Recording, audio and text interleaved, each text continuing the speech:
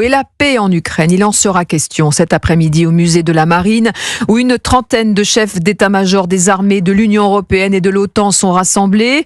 Une réunion à laquelle Emmanuel Macron a décidé de participer, et c'est totalement inédit, Arthur Delaborde. Effectivement, prévu de longue date, la deuxième édition de la conférence internationale de l'école militaire prend des airs d'opération de communication pour Emmanuel Macron, dans son costume de chef de guerre européen.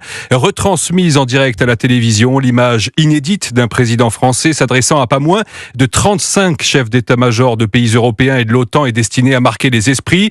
Les dirigeants des armées britanniques, allemandes, polonaises, italiennes, mais aussi australiennes, canadiennes, japonaises ou encore turques seront notamment face à lui cet après-midi.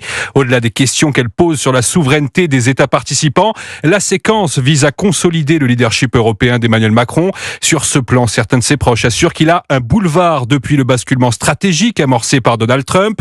L'un de ses fidèles ajoute même qu'il coche toutes les cases pour représenter Bruxelles lors d'éventuelles négociations de paix. Néanmoins, le président français ne fait pas l'unanimité chez les dirigeants européens. Ses propositions d'envoyer des forces en Ukraine en cas d'accord de paix ou de créer un bouclier nucléaire français soulèvent des réticences au sein des 27 et même une vive opposition, par exemple, de la part de l'italienne Giorgia Meloni ou du hongrois Viktor Orban.